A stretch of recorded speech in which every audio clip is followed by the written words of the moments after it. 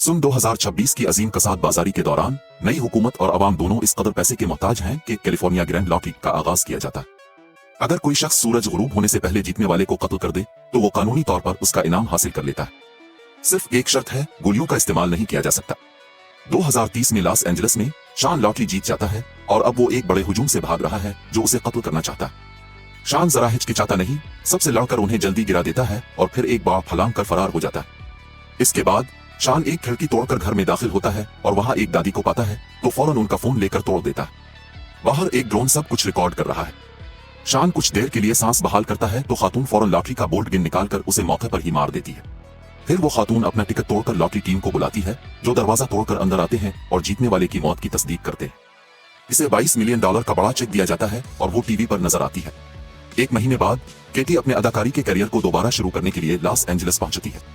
बस में वो बार बार एक छोटे ऑस्कर की चीन को देखती रहती है जो बज़ाहिर एक यादगार लगता है। करीब ही एक छोटी बच्ची बैठी है तो वो मुंह बनाकर उसे हंसाने लगती है। ताहम बच्ची का बाप फोन पर अपनी ही बेटी का मजाक उड़ाता रहता है। किटी इसके पास जाकर पुलिस बनने का ड्रामा करती है और इसे धमकती है कि अगर उसने रवैया ना बदला तो वो उसे सोशल सर्विसेज के हवाले कर देगी। ये सुनकर वो आदमी अपनी बेटी के साथ अच्छा बर्ताव करने लगता है।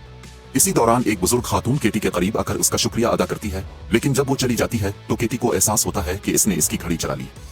एक साइन बोर्ड पर केटी ओलेविस प्रोटेक्शन एजेंसी का इश्तिहार देखती है और ख्वाहिश करती है कि काश इसके पास भी ऐसे बॉडीगार्ड्स होते। सफर के दौरान वो नोट करती है कि सड़कों पर हर कोई या तो परेशान है या पुरतशद्दुद, और अक्सर दोनों। इसी दौरान मीडिया अगली लॉटरी के ड्राइंग के बारे में बात करना बंद ही नहीं करता जो 18 घंटों में होने वाली है। टिकटों की फरोख्त ने नए रिकॉर्ड कायम कर दिए हैं और अगला जैकपॉट $3.6 बिलियन का है। अपने घर में नोएल अपने हथियार तैयार कर रहा है और साथ ही निंजा टर्टल्स का गाना गुनगुना रहा है।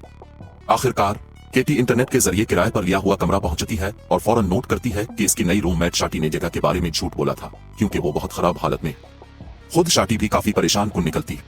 केटी के कमरे में इसकी तस्वीर लगी होती है। वो बेहुदा मजाक करती है और अपनी बहुत ही सपोर्टिव माँ की काउस को नजरअंदाज कर देती है। शाटी का एक बदतमीज बॉयफ्रेंड भी है जिसका नाम डीजे है जो घर की चाबियां देते वक्त केटी को बतौर मजाक थप्पड़ मार देता है। अगले दिन नोएल का इश्तिहार टीवी पर आता है जिसमें वो लॉटरी जीतने वाले को अपनी बॉडीगार्ड सर्विसेज पेश करता है।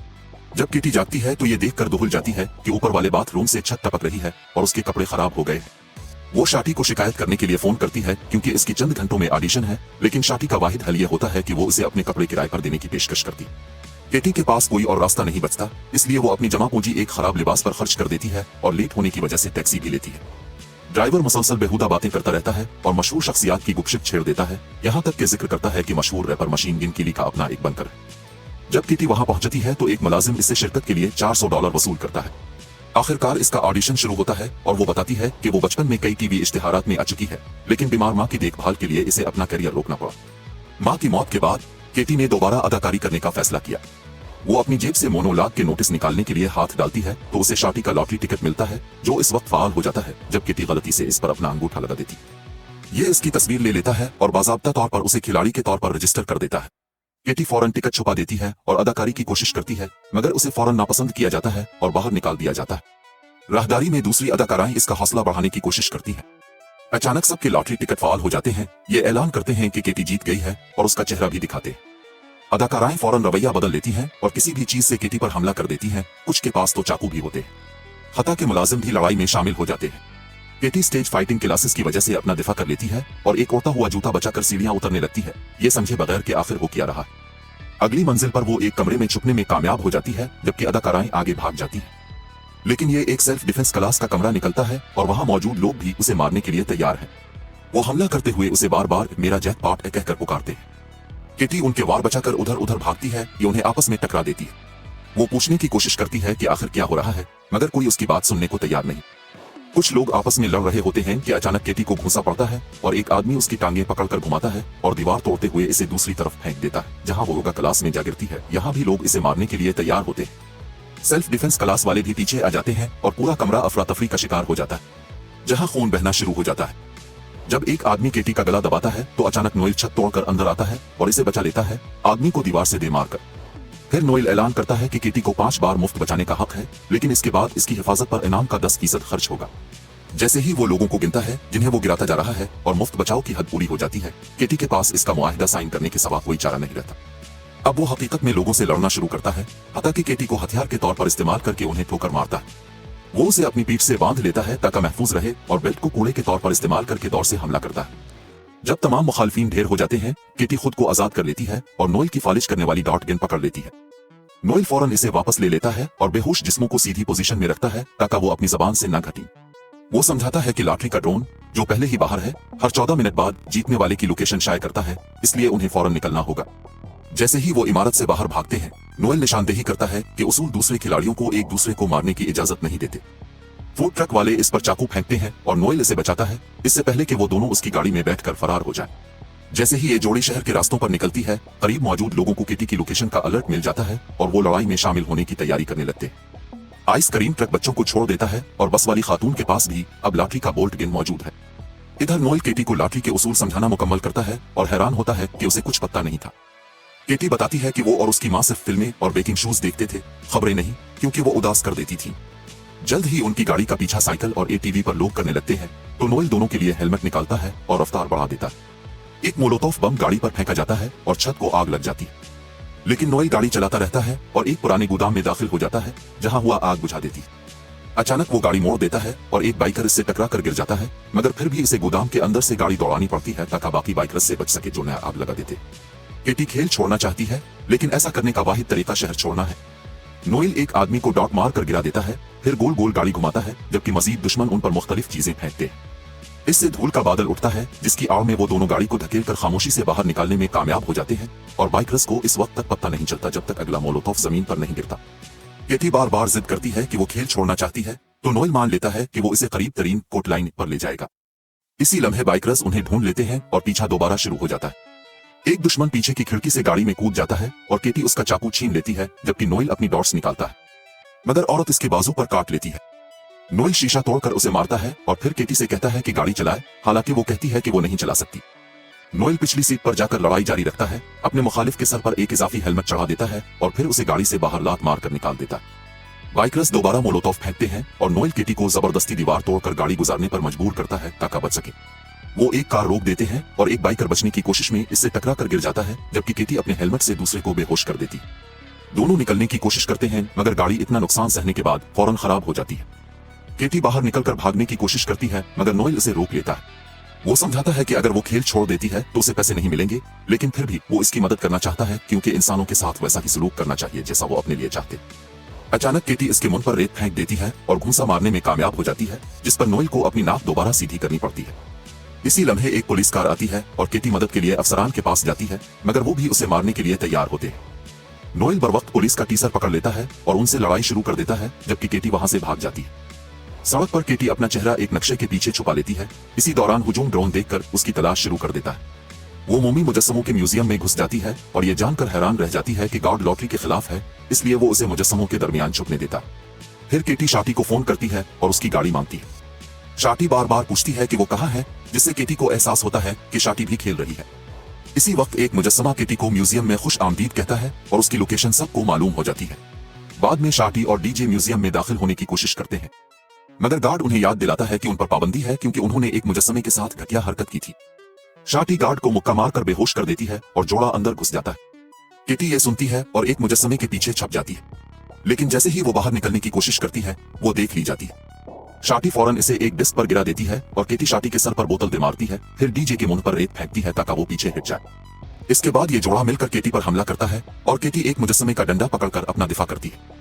जब मौका मिलता है तो वो भागने की कोशिश करती है, लेकिन शाटी इसे लात मारकर पीछे गिरा देती है, जिससे वो डंडा भी खो बैठती है। अगले कमरे में शाटी और डीजे डंडे के 2 टुकड़ों से केटी को पीटना शुरू कर देते हैं। केटी जवाब में उन पर मुजस्समे फेंकती है। इसे लगता है कि ये शेर हैं, मगर दरअसल वो कार्दाशियंस निकलते हैं। लड़ाई हारर रोम में जा पहुंचती है, जहां वो किसी भी दस्तयाब बर्फ से हमला करते हैं। फिल्मी कॉस्ट्यूम्स और हथियारों के साथ सख्त जिदोजहद के बाद केटी बाहर की तरफ भागती है और शाटी इस पर कुल्हाड़ी फेंकती है। हथियार लगता तो है, मगर नकली निकलता है, इसलिए कुछ नहीं होता।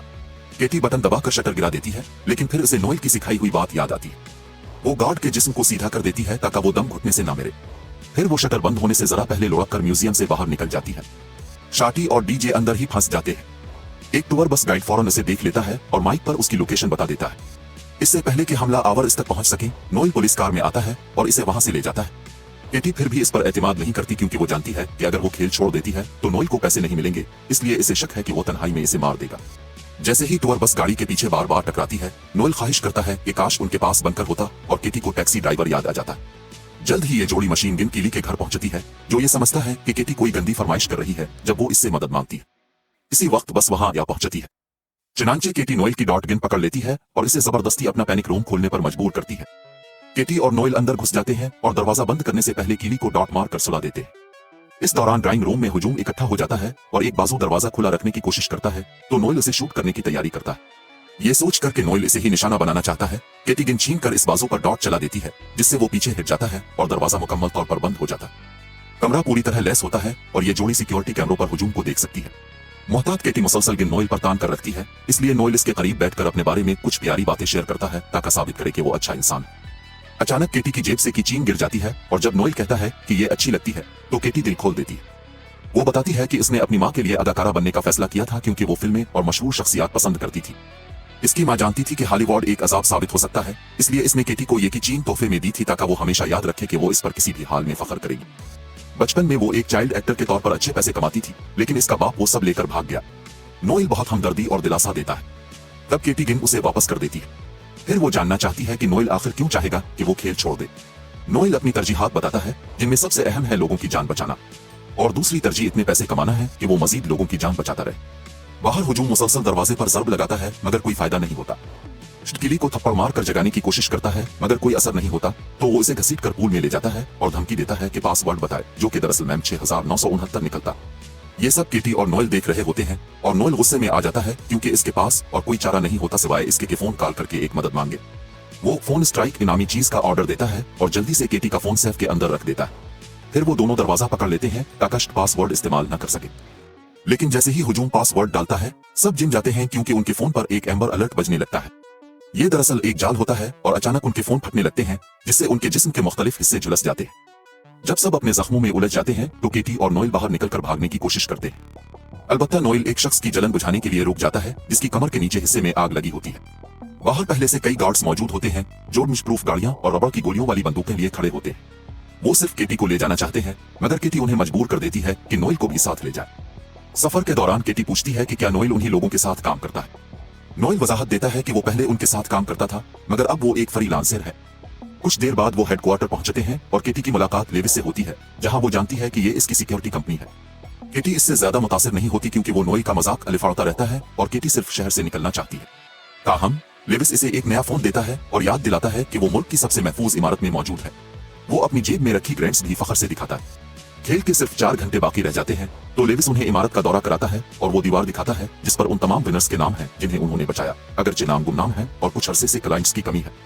लेविस वजाहत देता है कि वो 30% फीस लेते हैं। केटी एक मुआहदे पर दस्तखत कर देती है, लेकिन शर्त ये रखती है कि नोएल को भी इस रकम में से हिस्सा दिया जाए। इसके बाद वो सिक्योरिटी कैमरों पर देखते हैं कि एक हुजूम इमारत के बाहर जमा हो रहा है। लेविस फैसला करता है कि केटी को जेरे जमीन छुपे तले में मुंतकिल करना ज्यादा महफूज होगा और उसके लिए भी कोई गाड़ियों का इस्तेमाल किया जाएगा। पहले दोनों का जख्मों का इलाज किया जाता है और नोएल अपनी जिंदगी के बारे में मजीद बताता है। वो लेविस के साथ प्राइवेट सेक्टर में किराए का सिपाही रहा है और उनकी यूनिट को दुनिया भर भेजा जाता था ताकि खौफनाक लोगों को खत्म किया जा सके। मगर एक दिन नोएल को पता चला कि उनके शिकार हमेशा बुरे लोग नहीं होते। उसने एक मिशन के दौरान ही नौकरी छोड़ दी, जिसके बाइस वो मिशन नाकाम हो गया और सिर्फ वो और लेविस ही जिंदा बच पाए। आजकल नोएल अपनी कमाई मुतासरा खानदानों और अपने साथियों के लवाहिकीन को देता है। जवाबा केटी अपनी कहानी सुनाती है कि उसके वालिद इसके मैनेजर हुआ करते थे और 8 साल की उम्र से ही इसे दिन रात काम करवाते रहे। जब वो 18 साल की हुई तो उसने कहा कि वो अपना पैसा खुद संभालना चाहती है, तो इसका बाप सारा पैसा लेकर गायब हो गया। इसी वक्त एक मुलाजिम एक प्रोस्थेटिक्स मशीन लेकर आता है। केटी अपना चेहरा इसमें रखती है और मशीन इस पर ऐसा मास्क लगा देती है जो उसे एक बूढ़े आदमी जैसा बना देता है। लेकिन नोएल फिक्रमंद हो जाता है क्योंकि केटी को बाहर ले जाना समझ में नहीं आता और ये सहूलत सिर्फ पुराने इनामात के 30% से चलने के लिए बहुत महंगी है, खास तौर पर अगर हाल ही में उनके पास कोई क्लाइंट ना हो। जब केटी भेस मुकम्मल करने के लिए कपड़े बदल लेती है, तो नोएल को आखिरकार एहसास होता है कि लेविस सिर्फ विनर्स को बचाने का ड्रामा कर रहा ताकि उन्हें खुफिया तौर पर कत्ल कर सके। लेविस उन्हें गाड़ी तक ले जाता है और केटी बार बार इसरार करती है कि नोएल भी साथ जाए, लेकिन लेविस इनकार कर देता है। मायूस होकर केटी लेविस को झटके से पेट में मारते हुए जख्मी कर देती है और नोएल मौका का फायदा उठाकर गैराज का दरवाजा खोल देता है। फिर वो अपने डॉट्स से तमाम गार्ड्स को मार देता है, जबकि हुजूम अंदर घुस आता है, लेकिन वो केटी को पहचान नहीं पाते और इसे नजरअंदाज कर देते हैं। नोएल इसे बाहर घसीट कर लाता है और एक गार्ड से चराई हुई की कार्ड उसे देते हुए कहता है कि वो भाग जाए जबकि वो वक्त खरीदेगा।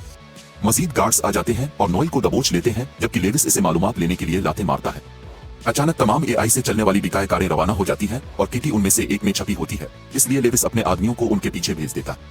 शहर के वस्त में केटी मास्क उतार देती है और गाड़ी का कंट्रोल संभाल लेती है। रास्ता बदलने से लेविस को शक हो जाता है। उधर सोशल मीडिया पर हलचल मच जाती है क्योंकि ड्रोन केटी का सुराग खो बैठता है। लिहाजा अगर वो कोई गलती न करे तो ताक़ुब करने वाले इसे गेम के इख्तिताम तक नहीं पकड़ सकेंगे।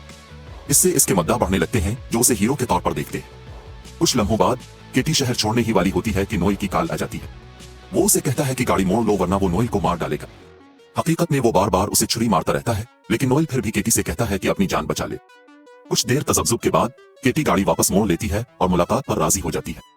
इस दौरान लेविस नोएल को एक पुराने थिएटर में ले जाता है और जाहिर करता है कि किराया के फौजी दिनों में वो हमेशा जानता था कि वो आम शहरियों को मार रहे हैं। इसे कभी परवाह नहीं थी क्योंकि ये आसान पैसा था। लेविस मान लेता है कि वो बांटना पसंद नहीं करता और इसीलिए इसने अपनी टीम को मार डाला और सारा इल्जाम नोएल पर डाल दिया।